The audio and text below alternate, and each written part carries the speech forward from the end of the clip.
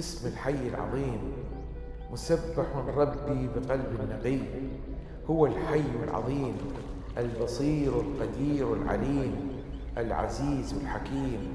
هو الأزلي القديم الغريب عن أكوان النور الغني عن أكوان النور. هو القول والسمع والبصر الشفاء والظفر والقوة والثبات. هو الحي العظيم.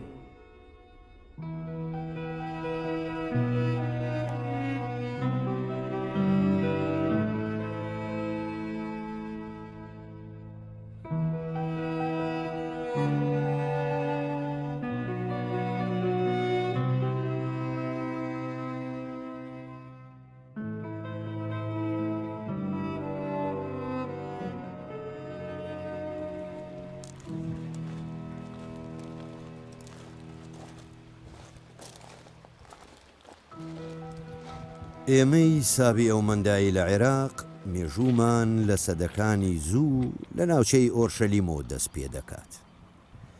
دوای وێرانکاری و شەڕەکانی ئۆرشەلیم بەرە وڵاتی شام و باکووری عێراق کۆچمان کرد. دواتر بۆ مەندەلی و پاشانیش بەهۆی ئاڵۆزی و شەڕەوە لە پارێزگای میسان و بەسرە و ناسریە جێگیر بووین. دواتر بەسەر ناوچەکانی دیکەی عێراقدا بڵاو بووینەوە و پاشان لە ناوەڕاستی بەغدا جێگیر بووین. بەهۆی شەڕەکانی ئەم دوایی بەغدا ڕوومان کردە هەرێمی کوردستان چونکە ئارامی و سەقامگیری هەیە.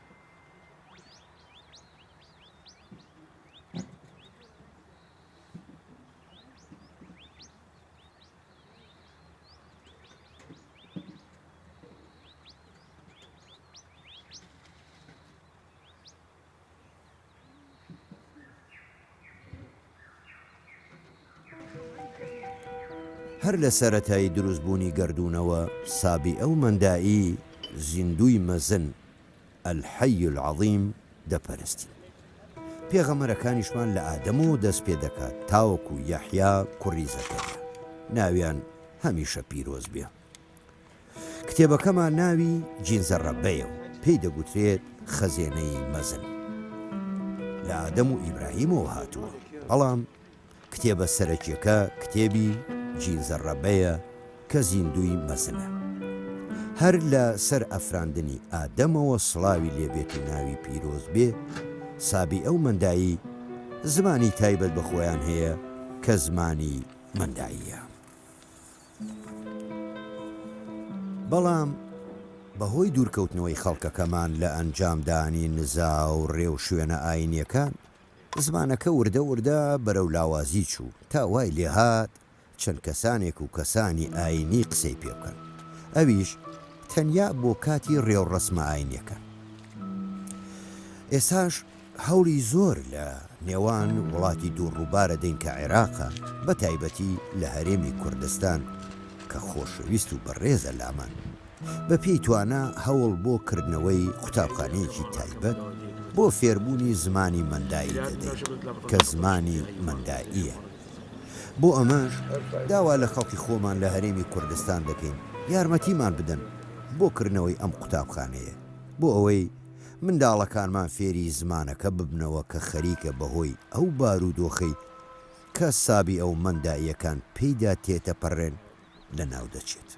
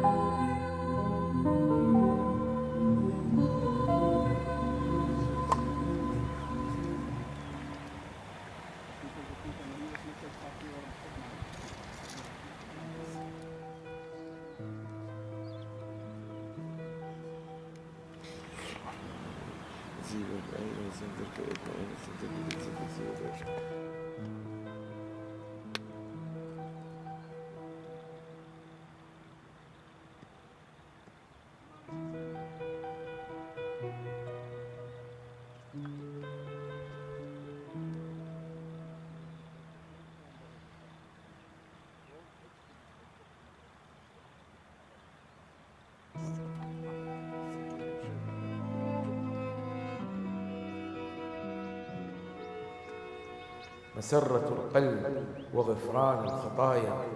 مسبح ربي بقلب نقي يا رب الأكوان جميعا. مسبح أنت مبارك ممجد معظم موقر قيوم. العظيم السامي ملك النور السامي. الحنان التواب الرؤوف الرحيم.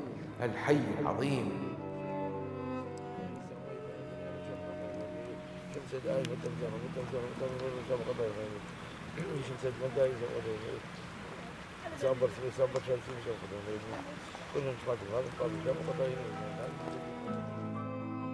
سابی ئەو مندایی ئاینێکی داخراوە و بڵاو ناکرێتەوە و ژنخوازی جگە لە خۆیان ڕێگە پێدراو نییە. هیچ کەسیش لە دەرچوون لە ئاینەکەی ڕێگەی پێ نادرێت. هەر کاتێکیش یەکێک بچێتە دەرەوە تەنیا وەک هاوڕێ دەمێنێتەوە. هەموو پەیوەندێکی خزمایەتی و ژنخوازی لێ قەدەغە دەکرێت. تەنانەت پەیوەندی لەگەڵ براکانی و کوڕەکانی دەپچڕێن.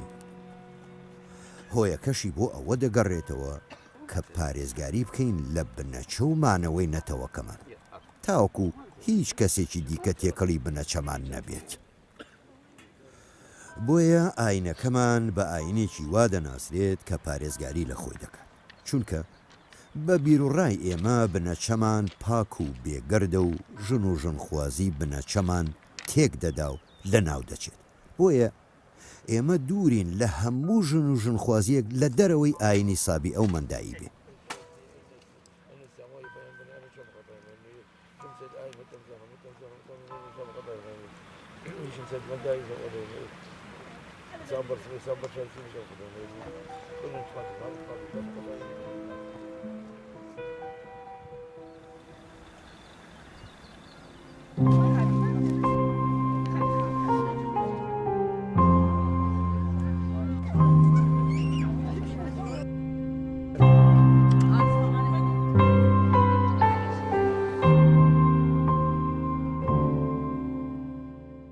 ئەمە یەکەم جار نییە بۆنە ئاینیەکانمان لە کوردستانەکەینەوە. ئەم یادە بۆتێ یادێکی مەزن لە هەرێمی کوردستان. ئەمەش بەبوونی ژمارەیەکی زۆری ڕۆڵەکانمان لەم ناوچێ. هەروەها بەهۆی ئەوەی هەرێم پارێزگاری باشی لەم ئاینە کردووە. ئێمە سەرجەم مەراسیمەکانمان بەو پەڕی ئازادی و ئارامی ئەنجام داوە و لێرە مەراسیمەکانمان بە ئاسانی بەڕێوە دەچێت. ئێستا ئێمە خەریکی بەڕێوەبردننی جەژنێکی پیرۆزی کە بە ڕەحفەدەیمانە ناسراوە، بە مانای شوشتنی زێڕین و تێیدا هاوڵاتیان و منداڵەکانمان دەشۆردرێن. ئەماش جەژنێکی پیرۆزی سابی ئەو منداییەکانە کە تێیدا داوا لە زیندوی مەزن دەکەین ئاشتی باڵ بکێشێت بەسەر تەواوی مندایی و مرۆڤایەتیش بەگشتی.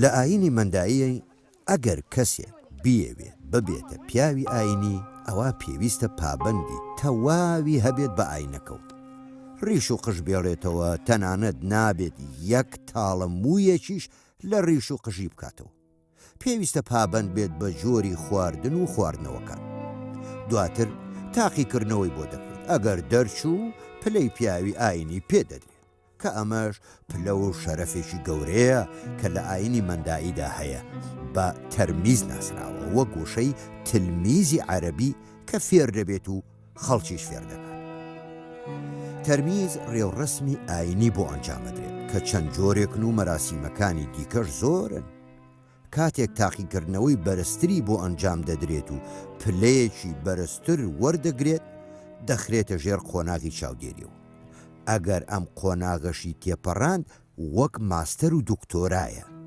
لە تەرمیزەوە دەبێتە جینزەبان یان جینزەبەرە بەڵام ئەم پلەیە زۆر کەمە لە ئاینی خۆمان و لە جیهانیشدا پاشانیش دوای بڕینی سەرجەم ئەم قۆناغانە و ئەنجامدانی چەند ڕێو ڕسمێکی دیکە دەبێتە ڕیشمە کە ئێستا دوو کەسمان هەن ئەوانیش شێخستار جەبار حلمە و کە سەرۆکی تایفەکەی لە عێراق و جیهان و منیش بریکاری ئەوم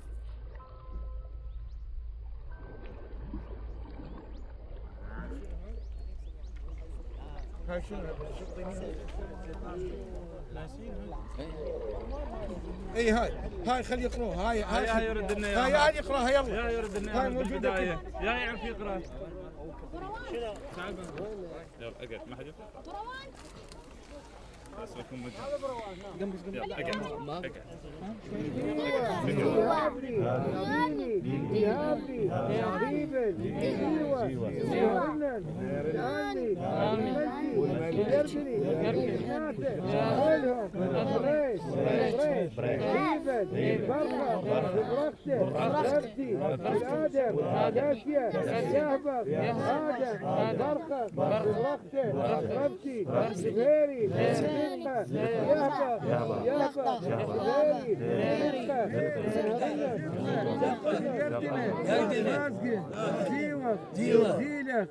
نهري بنات نطرنن أيمنن وسق فتيهن ريش يزكن يلا ابوي روح خل تجي المجموعة الثانية يلا اقعدوا هناك تحضروا يم الشط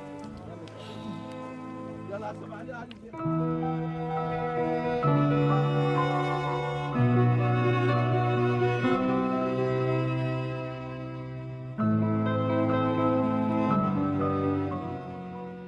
هەر لە کۆنەوە تایفەی مەندای و سابیئە بەگشتی لەگەڵ ئاینەکانی تر ژیاون ئێمەش وەک ئاینەکانی تری سەرزەوی داوای پێکەوە ژیانی ئاشتیانە دەکەین دوایی بڕوابوون بەخوا بڕوامان بە مرۆڤ هەیە وەک برا و هاوبەش و لەسەر ئەم زەویە یەک تاپەرستی کۆمان دەکاتەوە بەڵام ڕێگاکان لە ئاینێکەوە بۆ ئاینێکی تر جیاوازن ئەمەش لە تەواوی ئاینەکان ڕەنگی داوەتەوە ئاینی مندایی ئاینێکی ئاشتەواییە وەک باقی ئاینەکانی دیکە حەز بە ژیانێکی ئاشتیانە لەگەڵ خەڵکی دیکە دەکەین ئێمە براین هەرچەندە جیاوازی هەیە لە ڕەنگ و بیر و ڕاو ئاینمان بەڵام خواپەرستی کۆمان دەکاتەوە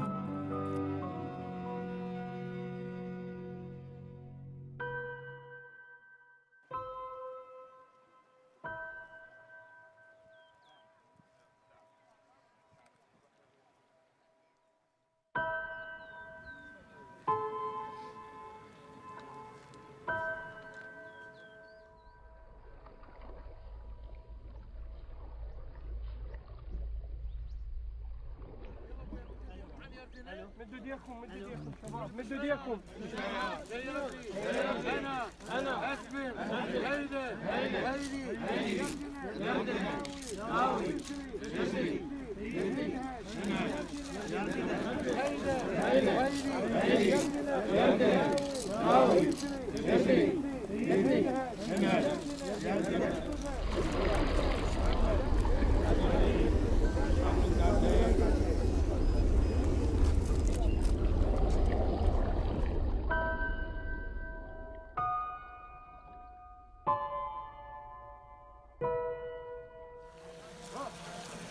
ثاني واحد بابا يمه بزيادة.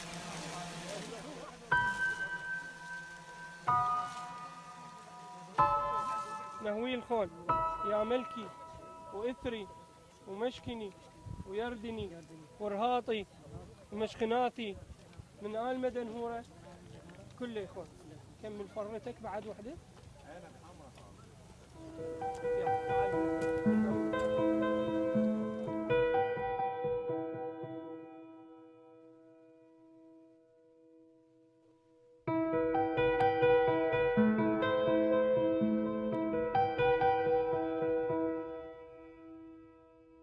وشەی سابیئە لە فرمانی زمانی ئارامی سەباوە هاتوو، واتە شۆردراو بە ئاوی ڕۆیشتوو. مەندایی واتە شۆردراوەکان و مەندا واتە حەقناسان. ئێمە سێ نوێژمان هەیە، بەیانیان و نیوەڕوان و پێش ڕۆژاوا بوون. 36 ڕۆژیش بە ڕۆژوو دەبین و گۆشت ناخۆین و ڕۆژوەکانیش بەسەر ساڵدا دابش کراون و واتە هەمووی بەسەر یەکەوە نییە.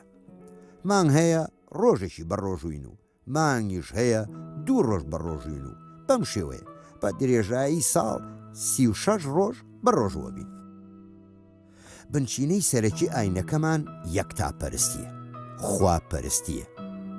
مەرجی سەرەکی ئاینەکەمان خواپەرستیمانە بۆ خوای تاک و تەنیا و نوێژ و ڕۆژوومان لەسەر پێویستە کە بە حەقی پیرۆز ناوی دەبین، واتە زیدقا ئەبریخە کە یەکێکە لە بنچینەکانی ئاینەکەمە.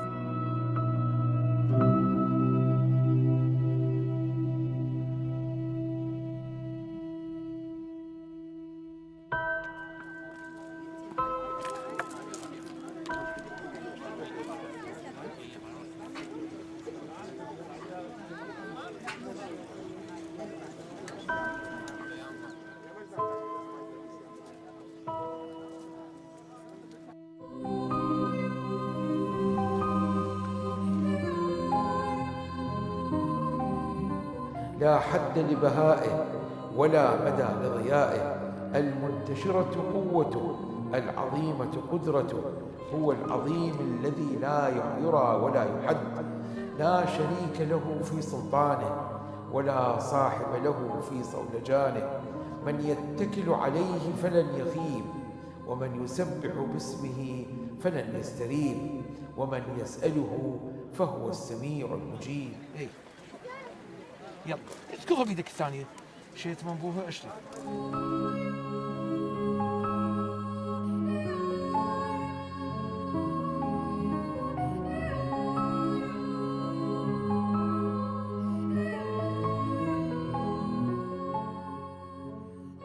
ئاینی مندایی بە ڕێژی ئاینەکاندا دەنرێت کە بە واتای ئاینی باوکە ئادەم باوکی مرۆڤایەتی دێت کە ئاینی منداییە. لە ئاینەکەمان ئادەم بە پیاوی یەکەم دادەنرێت، خاوەنی ئاینی نێردراوە لەسەر زەوی و لەلایەن زیندوی مەزنەوە بە پاچی نێردراوە.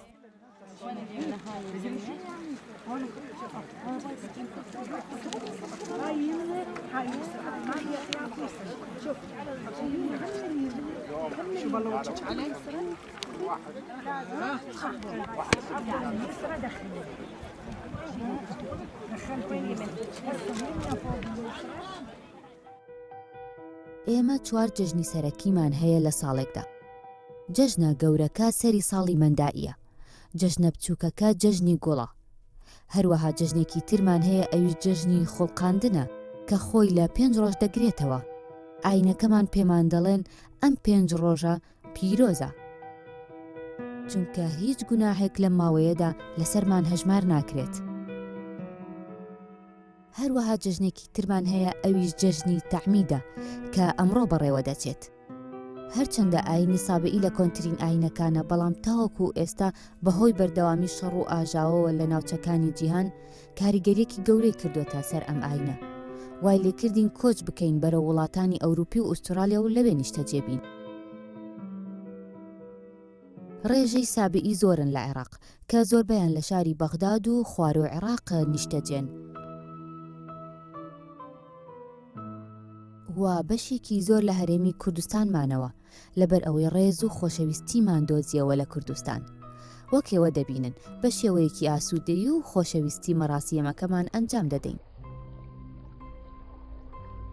ئاو لە ئاینی سابێئی پیرۆزە کە سمبولی پاکیە. زۆربەی مەراسیمە ئاینەکانمان بە ئاوی ڕەوان دەبێت، بەڵام لە ئاینی ئێمە زینا، درۆکردن، کوشتن، دزی حرامە.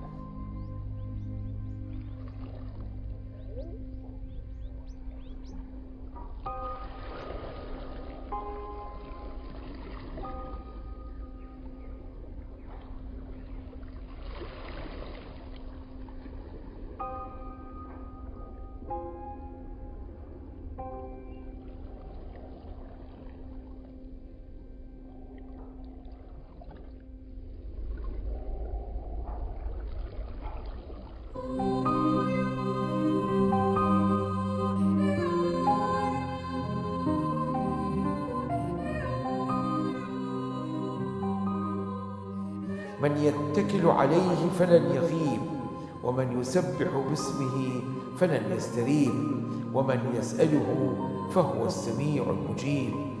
ما كان لأنه ما كان، ولا يكون لأنه لا يكون، خالد فوق كل الأكوان، لا موت يدنو منه ولا بطلان، والحي المزكي.